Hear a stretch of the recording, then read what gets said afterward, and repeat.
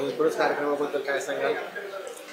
नाही, खरं तर लोकशाही न्यूजचं कौतुक करावं तेवढं थोडं आहे, धन्यवाद मानव तेवढे थोडे आहेत. खरंच मी आता बघितलं, लोकशाही न्यूजने अतिशय चांगल्या प्रकारचा कार्यक्रम आयोजित केला होता.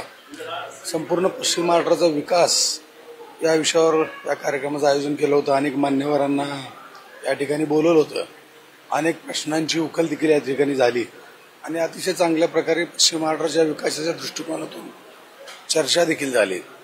लोकशाही न्यूजचं काम खरं तर चांगलंच आहे. आता पुरामध्ये देखील लोकशाही न्यूजच्या सर्वच पत्रकारांनी त्या ठिकाणी ग्राउंड लेवलला जाऊन शेतकऱ्यांच्या व्यथा महाराष्ट्र सरकारपुढे मांडल्या आणि त्या ठिकाणी शेतकऱ्यांना एक न्याय देण्याचं, त्या ठिकाणी त्यांच्या प्रश्नांना वाचा फोडण्याचं काम लोकशाही न्यूजनी केलेलं आहे.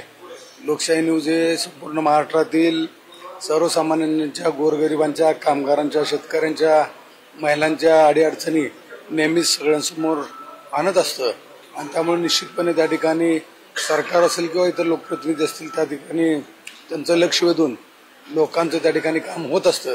त्यामुळं मी पुनश्च एकदा लोकशाहीला माझ्या वतीनं, माननीय राजसाहेब ठाकरे यांच्या वतीनं, महाराष्ट्र नवनिर्माण सेनेच्या वतीनं या ठिकाणी शुभेच्छा देतो.